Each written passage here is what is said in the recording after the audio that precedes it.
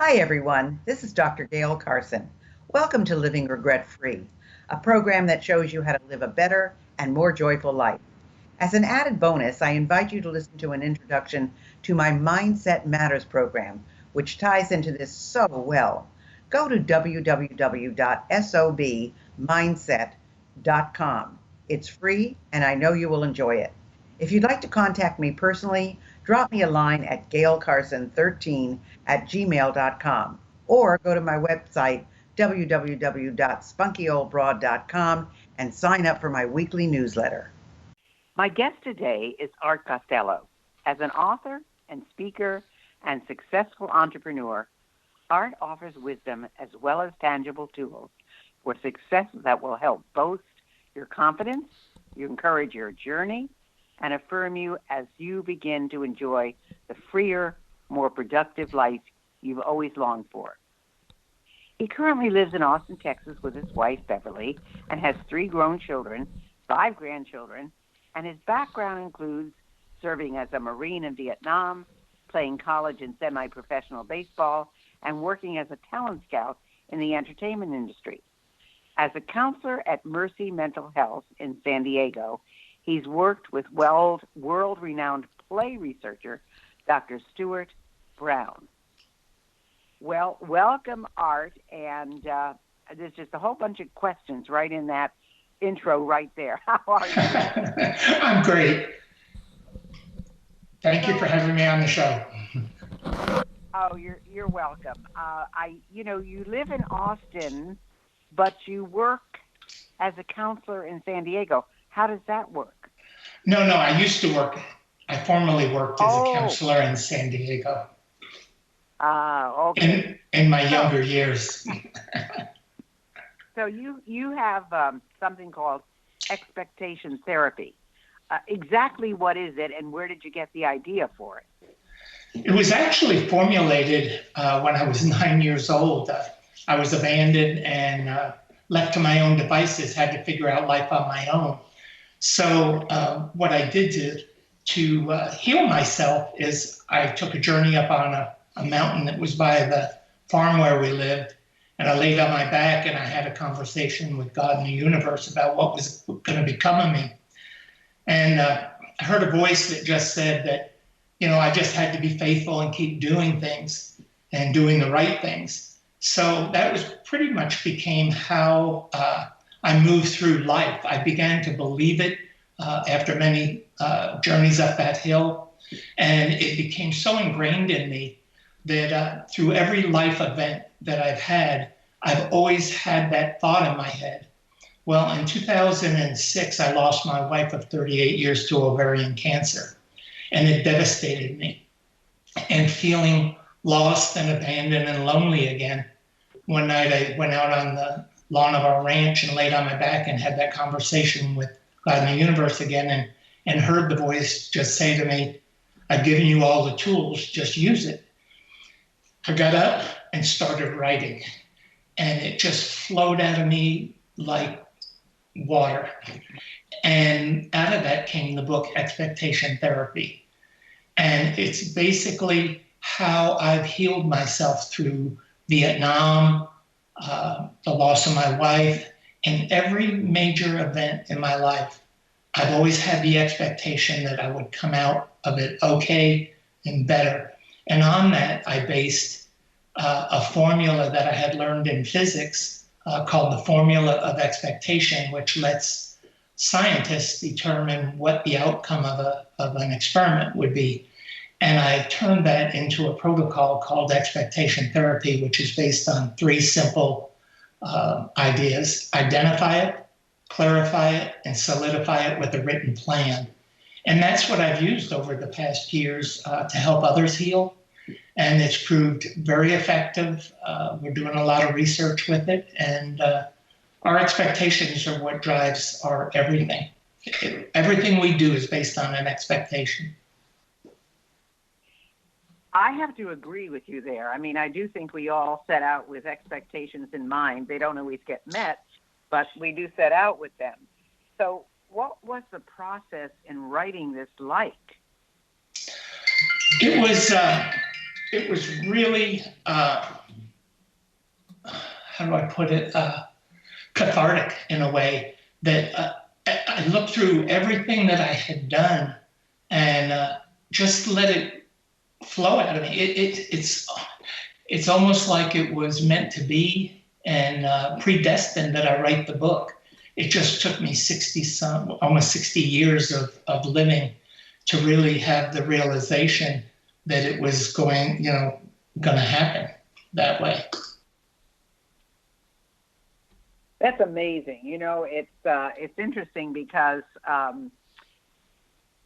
just think people sometimes look at things very black and white, and the fact that you kind of surrendered yourself to the universe and said, what is this all about and why is this happening, and tell me what to do kind of thing is so different. But give us some real life examples other than you of how expectation therapy has overcome other people's fears. Well, I'll give you an example of a young lady that I worked with that was referred to me. And she was in a relationship that was very abusive, not married, found herself pregnant, and didn't know what to do. She came to me and was looking for guidance. And one of the things that her abusive partner had asked her is to have an abortion. And she didn't know if she really wanted to carry the baby or not. And through the identification process of expectation therapy, I worked with her to really clarify what was going on with her and whether she wanted to carry this baby. And she ended up making a choice to keep the baby. She also made the choice to leave the abusive relationship. And through the process of identifying and clarifying it all and working a written plan, we were able to get her help in removing her from this abusive relationship and process that she had been into. And 3 years later, she's living the best life she's ever wanted, living her dreams, doing the job that she wanted, raising her daughter now, and living the life that she really wants.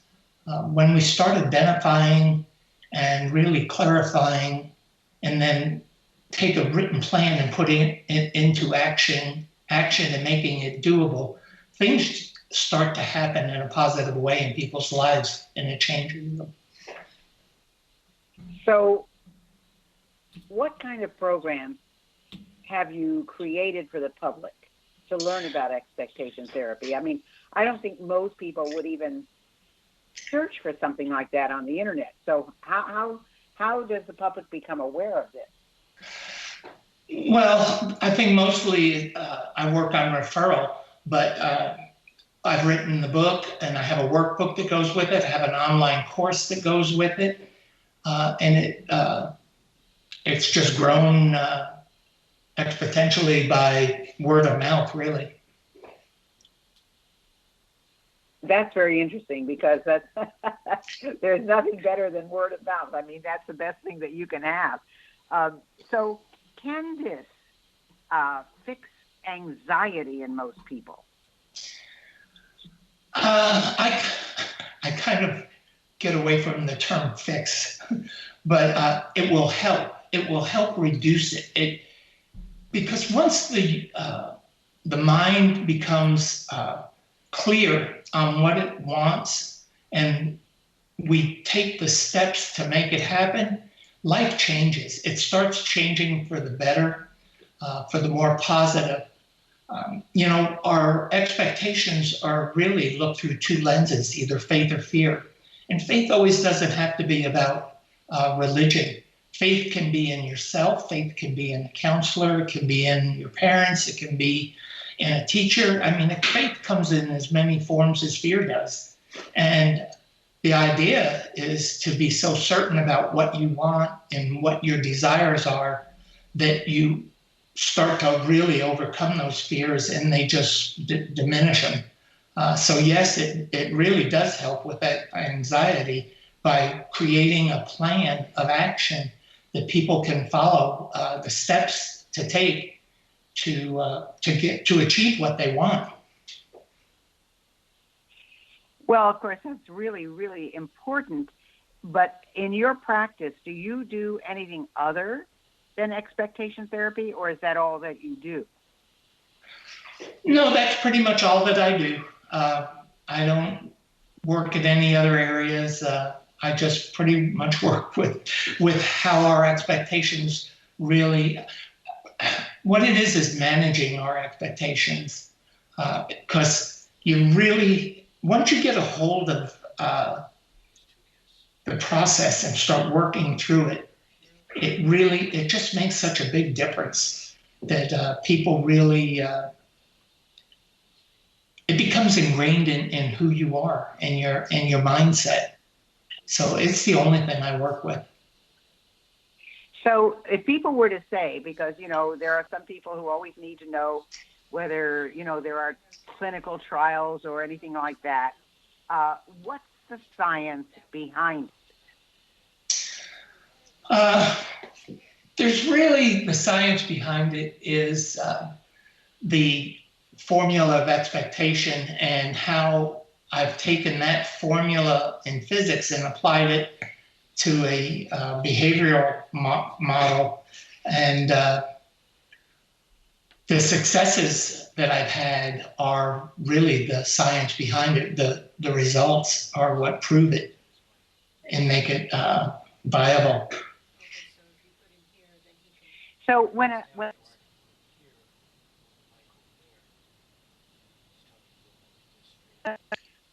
do they say to you? I mean, they're coming to you for a purpose, and I'm trying to understand. Someone calls you.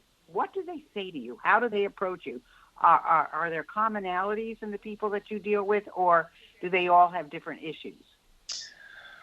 They all have different issues, but the singular issue that I think that I find in most people is fear. They're fearful of failure. They're fearful of taking the next steps. They're fearful of what other people will think. And I think that by putting people at ease and working with them and taking them through the process, it gets to the root of the problem so quickly. And that's what makes it so effective, is that we identify what's really an issue with them, and we start working on that issue and formulating a plan to get them beyond the issues and start living productively. And so I guess the question that I'd like to ask you is, I realize that everybody probably reacts and gets healthy at a different pace, but how long a process is this normally? Normally, it generally from anywhere from 6 weeks to 12 weeks. Well, that's not bad at all. That's wonderful, because I know people who are going to psychotherapists for years on end and psychologists for years on end. And I have to admit, I always wonder how that happens. And my sister's a psychotherapist, so I can say this. And I always say to her, how can you keep working with these people for so many years? But that's wonderful. If I can accomplish something like that in 6 to 12 weeks, that's amazing, just amazing. Well, I think what helps is that they start to see the results, and we're a results-driven society. And when they see those results, it gives them incentive to keep working. And once they learn the process of what I do, they can implement it at any time in their life. They could just keep working the process back over and over. Matter of fact, I recommend it. Well, I would hope so. I mean, certainly if you're learning a particular type of practice or theory or therapy, you should certainly, if it works, you should continue to use it. And hopefully if there's ever a situation where you need it again, that's something that you would turn to. So why do you think it's so effective? I think it's effective because it forces people into addressing the problems that they're trying to solve. It gets to the root cause very quickly. And I think that that's what the driving factor is that they're forced into confronting what their problems are. Well, that certainly helps a great deal. So where do you see this going from here, Art? This show is all about how to live regret-free, and it's just so sad for me to imagine people who are living with regrets and who don't seem to progress or move on because they have regrets. So, what makes this so effective? I think, like I said, it's so effective because it's so easy to implement. It's simplicity, and it was designed that way. I wanted to design something, and I think you bring up a very good issue because my mother was a woman who lived in regret. I can tell you that as a child, all I ever heard about is if my father had not lost his money in the Great Recession. I heard it over and over again. She blamed everything in the world on my grandfather losing his money during the recession. And listening to what you just said, I wonder how much effect that had on me and was in my creative forming of expectation therapy, because I happen to believe that regret is one of the worst things that we can have in our life. It just really has an astounding effect on our mindset. Well, in addition to that, I think another part that kind of plays on that are people who live in the past. I mean, it's wonderful to remember your past, and it's wonderful to know what you've accomplished and admire where you've been and what you're doing. But to live in the past doesn't allow you to be active and healthy in the present. So where does expectation therapy fit into that? It really forces you into living in the present. It's a very big component of it because you can't change the past and you can't control the future. The only thing that you can control is the moment that you're living in. And that's what I think is another factor, and it forces people into confronting what's right in front of them at the moment. Well, I love this whole philosophy about this. I think that people who are in another person who would be really great for you is someone who is just kind of mixed up. They don't know where they're going. They don't know what they should concentrate on. They don't know where they should go. And I think people get to that. Maybe that's that midlife crisis, or maybe, when someone's downsized or right-sized. I'm just trying to figure out who would be your ideal candidate? Someone in transition, someone that is either transitioning into or out of retirement, anybody that is transitioning out of. I've worked with kids that are going from high school to college, from college to the workforce, because our expectations are so fundamental to everything that we do. But people that are in transition are the ones that can benefit greatly because they gain such clarity and they learn when they manage their expectations that you can start to learn behaviors that really accentuate and excel your life in every form.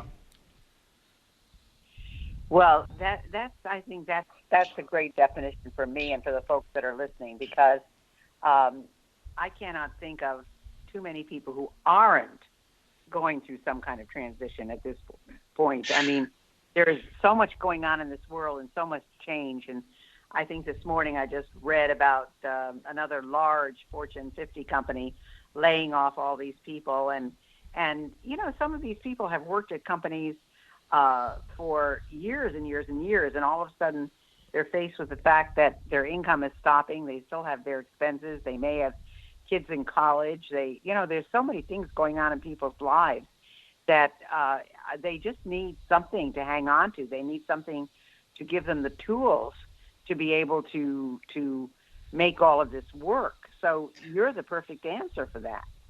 We have to make so many choices on so many different levels now, employment, relationships, everything, that it's really important to have it's important for you to be able to manage your expectations, because if you can't, you're going to end up being controlled by others.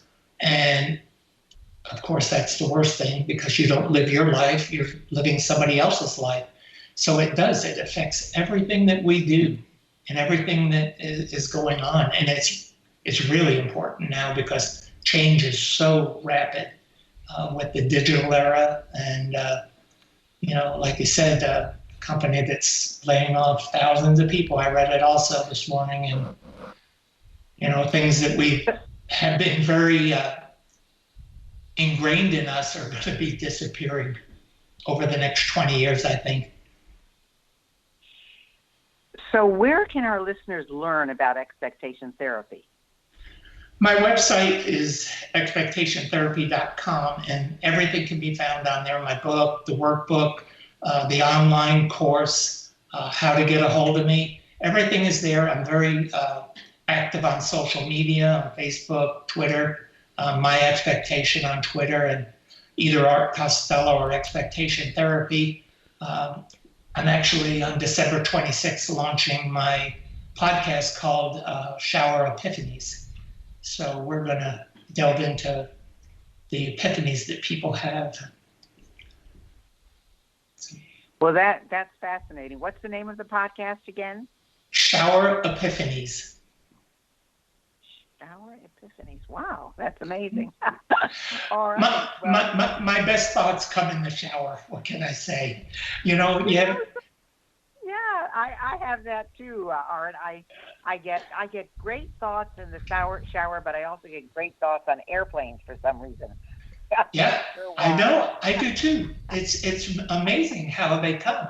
And I love, because I think that epiphanies are a precursor to expectations.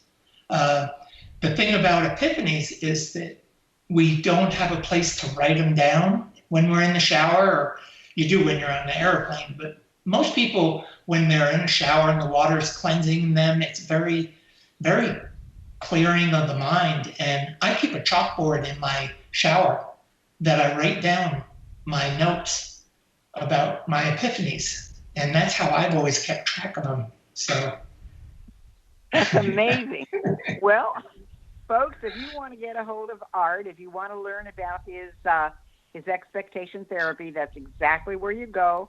Expectation, spelled just like it sounds, EXPECTATION, Expectation Therapy, THERAPY.com, expectationtherapy.com. He will be starting his own podcast shortly, and it will be called, say it again, Shower Epiphanies. Shower Epiphanies. Wonderful. I like that. So anything else that you want to share? Because we've just got about 30 seconds left. Anything we've left out? Just become a doer. Just do. Be a doer. I agree with you. A lot of people are talkers. Become a doer. That's right. Thank you so much. My guest was Art Costello, expectationtherapy.com. Thank you so much for being with us, Art. We enjoyed having you, and I wish you a lot of luck with your podcast. Thank you, Dr. Carson. Thanks for listening, and I hope you enjoyed today's show. I choose my guests carefully, so if you have someone you'd like me to interview, please drop me a line at gaylecarson13@gmail.com. In the meantime, check out my intro program, Mindset Matters, at www.sobmindset.com. See you next week.